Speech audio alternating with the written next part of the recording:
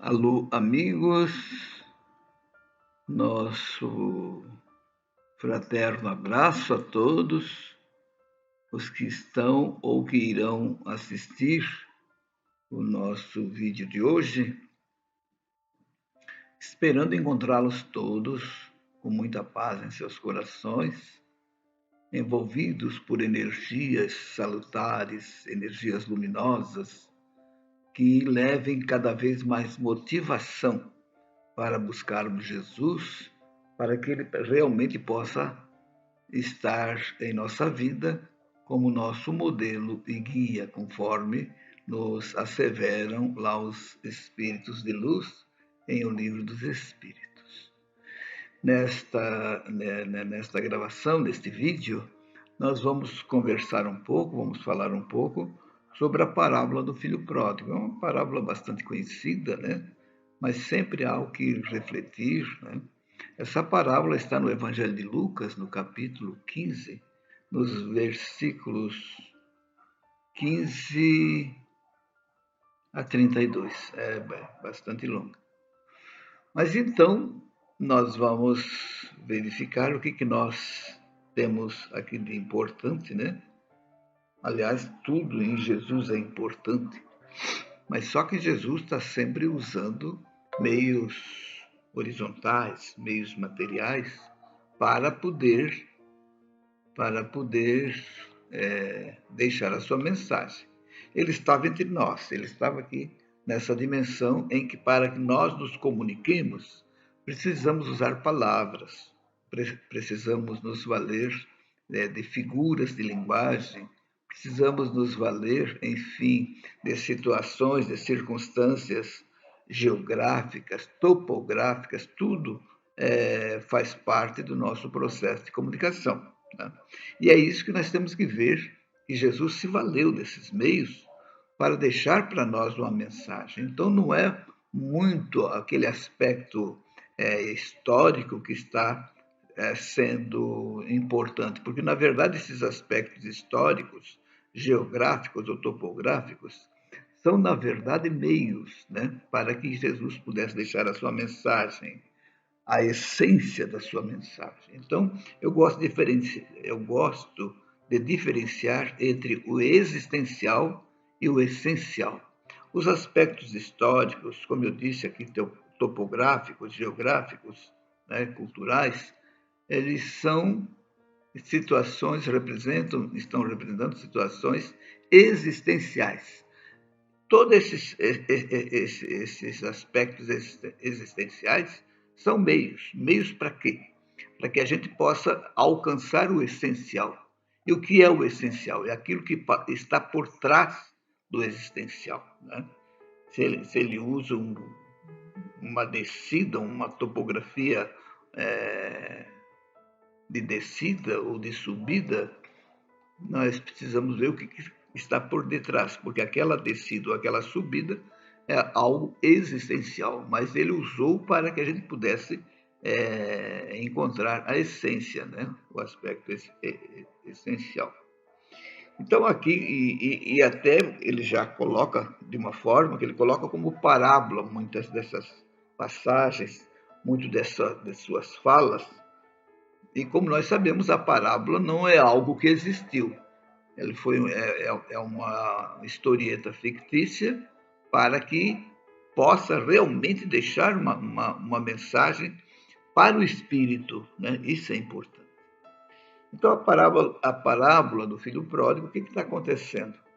Está sendo narrado, né, de que um certo homem tinha 2 filhos, né, e o mais moço deles disse ao pai: Pai, dá-me a parte dos bens que me pertencem. E ele repartiu por eles a fazenda. E poucos dias depois, o filho mais novo, ajuntando tudo, partiu para uma terra longínqua e ali desperdiçou os seus bens, vivendo dissolutamente.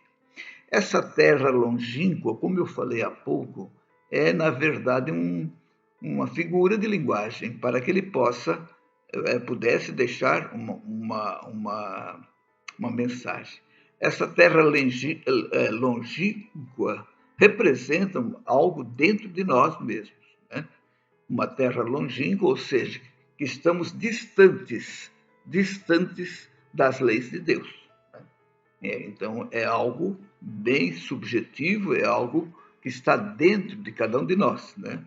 E nós temos a nossa terra mais próxima das leis de Deus, os nossos propósitos, né? E também podemos estar distantes. Nesse caso, esse moço, ele preferiu se afastar de Deus, né? Se afastar das leis, né? E ainda mais, vivendo dissolutamente. Por isso mesmo, porque o afastamento se deu mais em função do modo de vida que ele estava levando. Ou seja, o nosso modo de vida é o que vai nos identificar, de certa forma, como é que está a nossa frequência vibratória, como é que estão as nossas intenções, como é que estão os nossos sentimentos, os nossos pensamentos, e a que nós valorizamos mais. Nesse caso, nós estaremos, como ele esteve, valorizando mais a vida de César que a de Deus, né? Ele estava buscando mais no mundo de César, e as coisas, quando nós priorizamos as coisas daqui de uma forma tão acentuada como aconteceu com ele, nós nos afastamos, mas há um processo que é chamado processo de ilusão. Por que é de ilusão? Porque as coisas daqui são transitórias. Nós vivemos no mundo da impermanência. Nada daqui permanece, né? Na verdade, nós ficamos algum tempo com domínio, enfim, com administração de coisas terrenas, mas, na verdade, também são meios, né, para que o espírito possa trabalhar a sua evolução, o seu crescimento. Então, ele vai dizer isso. E poucos dias depois, o filho mais novo, juntando tudo, partiu para uma terra distante. Ele mudou o propósito, né? Ele mudou o propósito e isso aconteceu dentro dele. As mudanças são sempre dentro de nós, né? As coisas externas são consequências da nossa mudança externa. E aí diz que, havendo ele gastado tudo, houve naquela terra uma grande fome. Olha, novamente a palavra terra. Então, houve uma grande fome nessa terra interior, né? E começou a padecer necessidades, porque mesmo quem vai, digamos assim, dissipando, né, os seus bens, os seus talentos, chega uma hora que ele percebe que nada mais lhe dá prazer, nada mais atende às suas demandas, né? Porque vão começar a aparecer, até então apareciam demandas materiais. Ele foi atendendo, ele foi daquela forma dissoluta, atendendo assim às suas necessidades materiais. Mas chega um ponto que vai começar a aparecer para nós as demandas espirituais. E como é que nós vamos atender as demandas materiais, espirituais?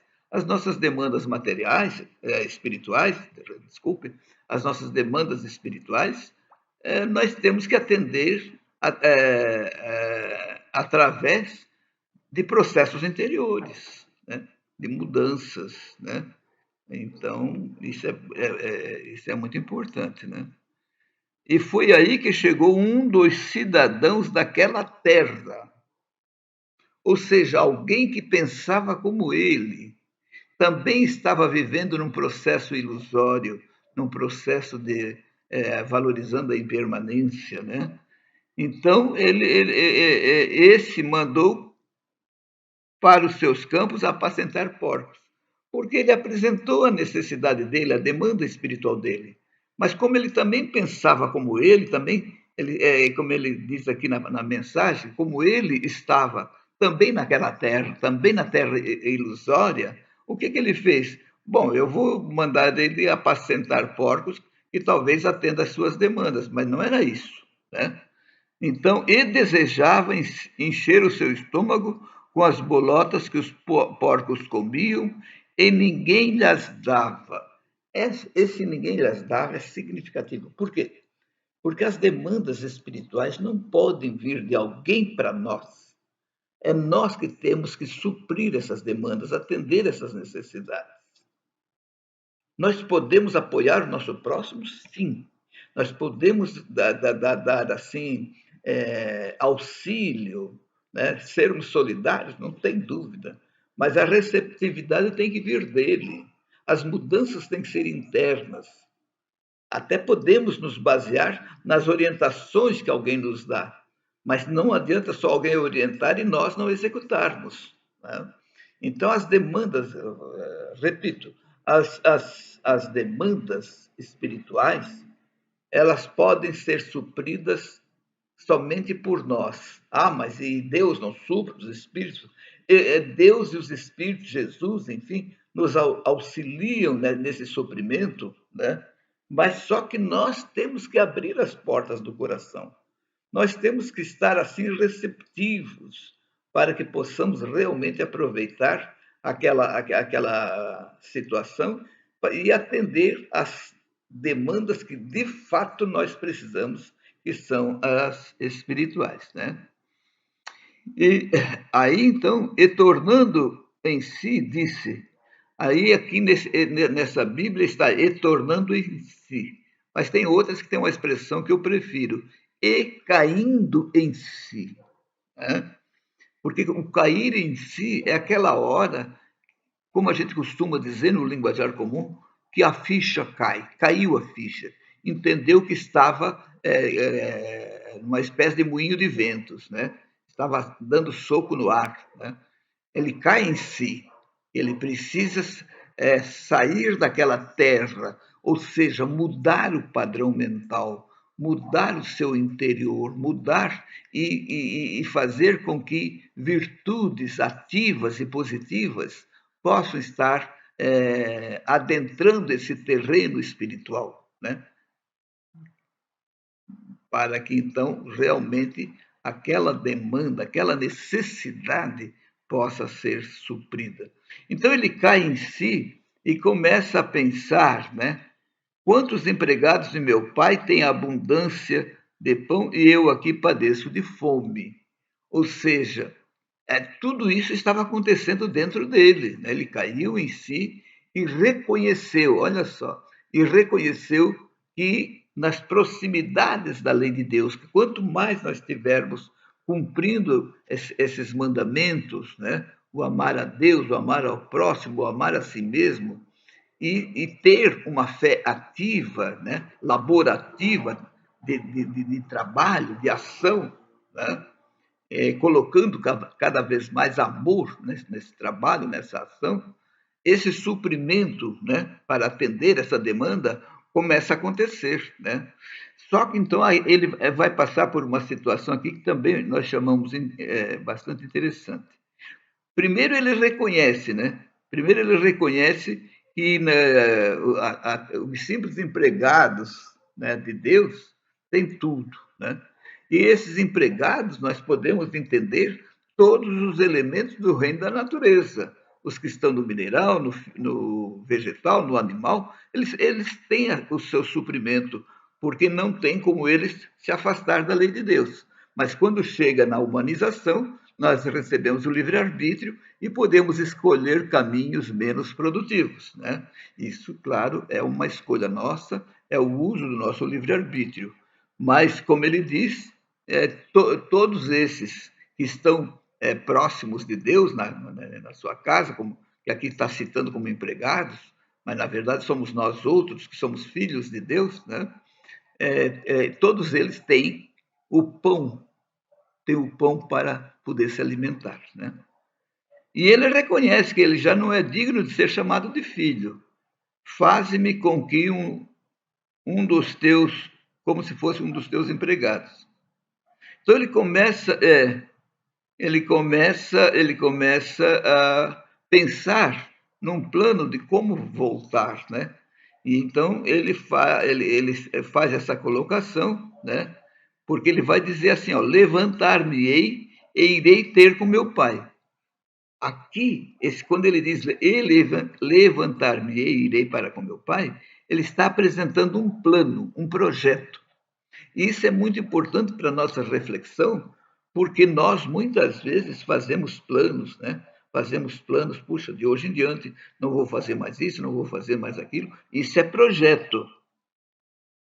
Nesse momento, nós estamos apenas projetando um plano, né? Um organograma, mais ou menos isso, da nossa vida, daqui para frente, eu vou deixar de fazer isso, fazer aquilo, coisa parecida, né? Vou ler mais, vou assistir mais palestras, vou trabalhar na assistência social. Fazemos uma série de planos, principalmente quando saímos de uma palestra bastante elucidativa e envolvente, como uma palestra do Divaldo, né, Franco, do Haroldo Dutra, né, enfim, desses nossos irmãos que estão aí enviando essas mensagens salutares acerca das nossas atividades.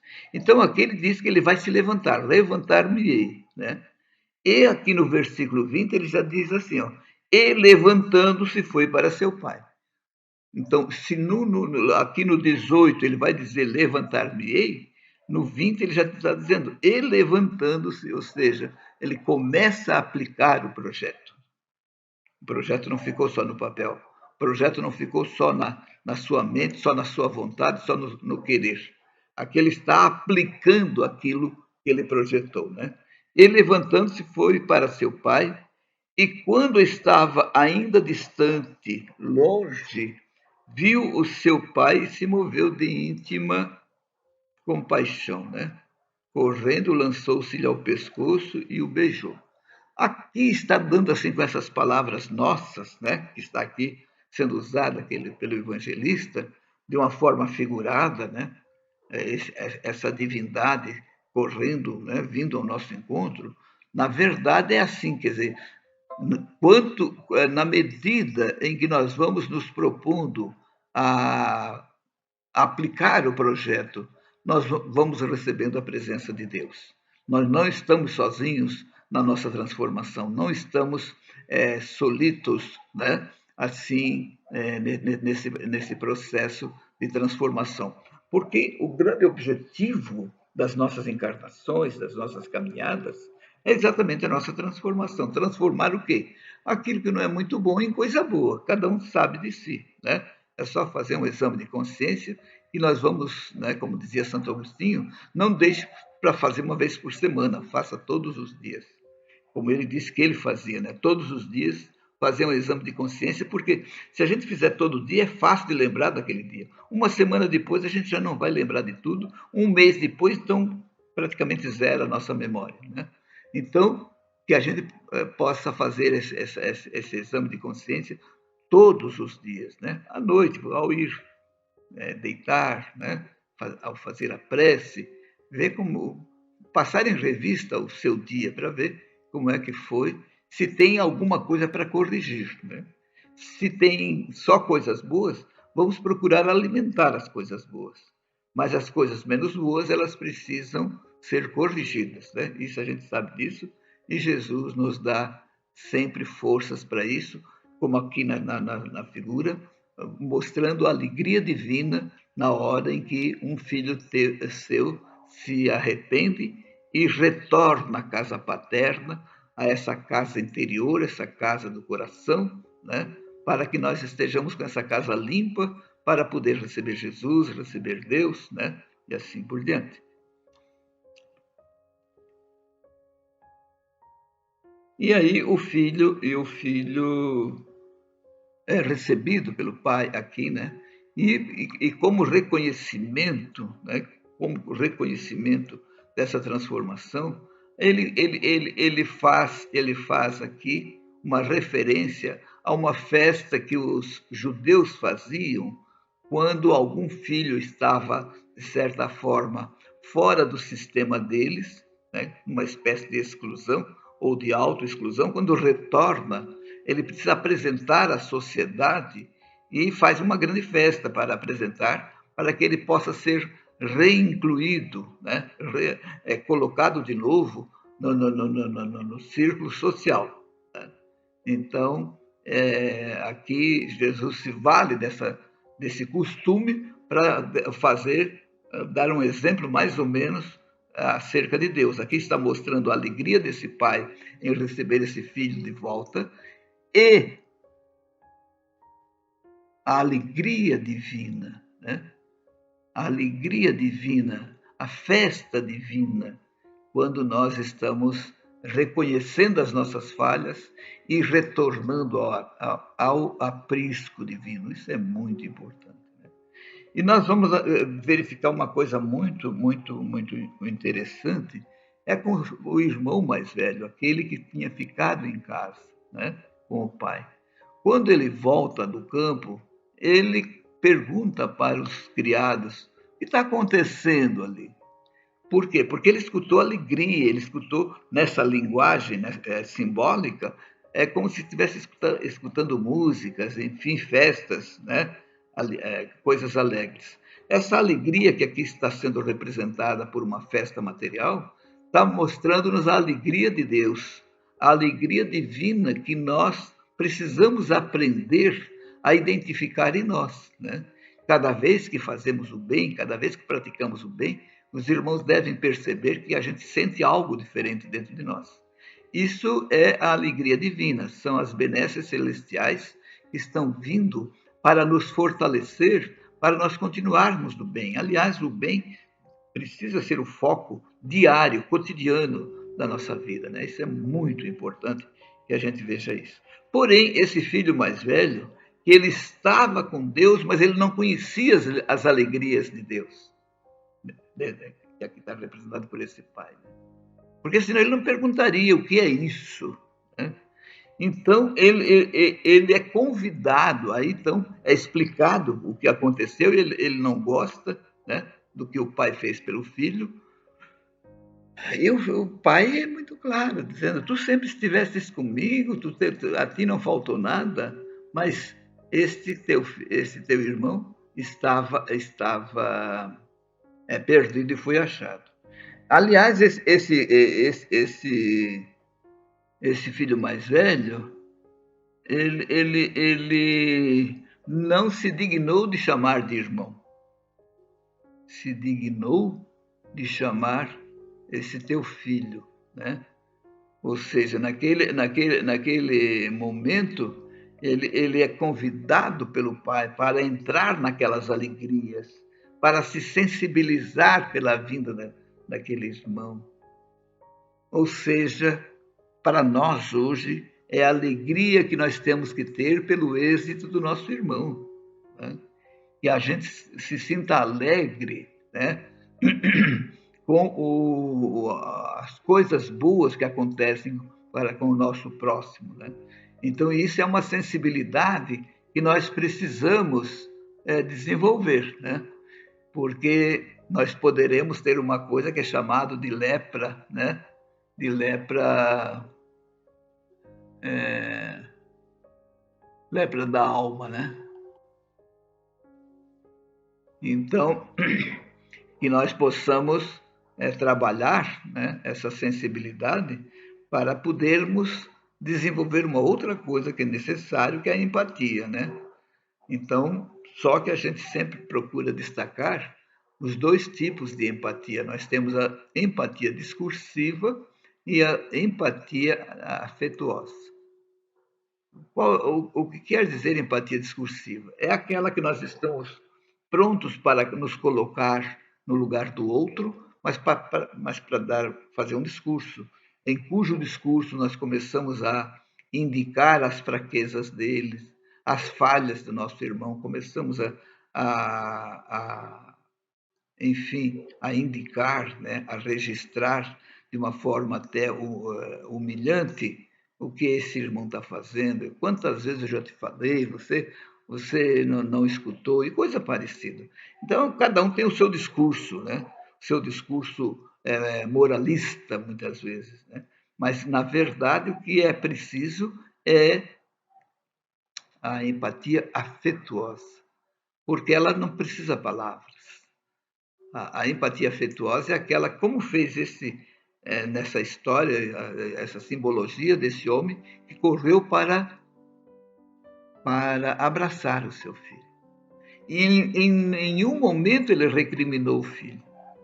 Aliás, isso me faz lembrar da passagem da mulher chamada adúltera, né? Que depois que os acusadores vão embora, fica só Jesus na praça, e ele pergunta para ela: onde estão os teus acusadores? Né? Não te condenaram? Ela, muito triste, ela responde cabisbaixo: né? Não, Senhor. E o que ele vai dizer? Muito menos eu. Vai, não peques mais.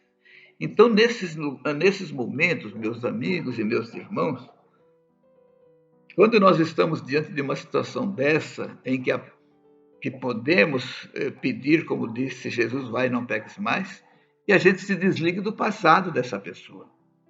Nós não devemos ficar linkados ao passado, nem à própria pessoa, porque nós sabemos que pelos nossos delitos nós precisamos reparar diante da lei, né? Mas só que se nós estivermos tristes, oprimidos, melancólicos, depressivos, chorosos, nos sentindo culpado, nós não teremos forças para poder aproveitar o que a vida vai nos dar, né? Vai nos dar para superar aquela situação. Mas isso quer dizer o quê? Que a gente precisa esquecer o passado, e esquecer não significa anular aquele passado, porque isso fica registrado em nós mesmos, mas só que nós precisamos estar otimistas, nós precisamos estar esperançosos, com muita fé em Deus, com muita confiança em Deus, confiança na vida, confiança no Evangelho, para que a gente busque energias, forças para nos erguer e continuar, mas nos desvinculando desse passado, sepultando o passado, sepultando a culpa e abraçando a responsabilidade. Porque não significa que por sepultar a culpa nós vamos estar isentos. A lei vai nos alcançar, mas é importante que ela nos alcance trabalhando, se modificando. Então nós teremos mais forças para suplantar aquele óbice, aquele óbice. Então, que nós possamos refletir aqui nesse segundo filho, né, o não pródigo, né, onde ele não reconhece, né, a alegria celeste e não se felicita, não fica feliz com o êxito do seu irmão. Então, isso nos leva a pensar como é que nós estamos. Nós gostamos de ver e nos sentimos bem quando sabemos que o nosso irmão se saiu, né, conseguiu lograr êxito. Isso é uma reflexão para todos nós, né? E também para que a gente possa abraçar a responsabilidade e partir para a nossa redenção espiritual, que ela só vai se ocorrer através das nossas mudanças, mudanças que nos levem a praticar o bem, né?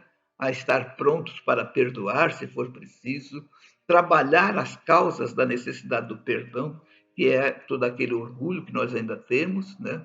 Para que a gente não tenha que estar perdoando toda hora, né? Porque se eu só pensar em perdoar, eu perdoo agora, daqui a pouco eu já me melindro de novo, já tenho que perdoar de novo, né?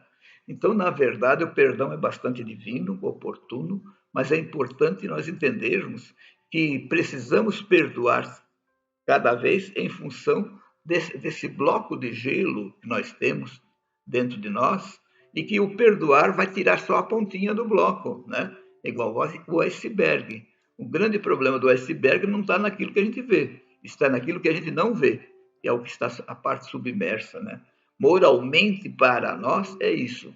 Então, precisa perdoar aquele que ainda se melindra. Então, isso quer dizer, nós temos que continuar perdoando, mas também trabalhar o melindre. Não permitamos que a suscetibilidade possa estar comandando a nossa vida. Porque a suscetibilidade é filha de quem? Da nossa personalidade exaltada. Nós olhamos para nós e achamos que nós somos mais do que na verdade somos, né? Então, ficamos exaltados, porque é o orgulho que está por trás disso, e com isso nós vamos nos melindrar por qualquer coisinha, né? E aí onde Jesus pediu para que a gente perdoasse 70 vezes 7. Cada vez que eu falo isso, eu lembro dessa quantidade toda, 490 vezes, né? E o que Jesus quis dizer para o Pedro? Só 7 vezes, meu querido, o homem não vai ter oportunidade de ficar repensando essas questões da necessidade de trabalhar, a causa da necessidade do perdão, né? Mas 70 vezes 7 não é possível que em tanto tempo ele não desperte, ele não acorde. Então, Jesus ampliou, né, esse tempo para o nosso despertar. É muito importante que a gente sinta, perceba isso e aproveite a nossa existência. Caros amigos e irmãos, nós estamos concluindo o nosso vídeo de hoje, agradecendo mais uma vez a atenção de todos e rogando a Jesus que nos abençoe e que tenhamos muita luz em nossa caminhada. Que assim seja.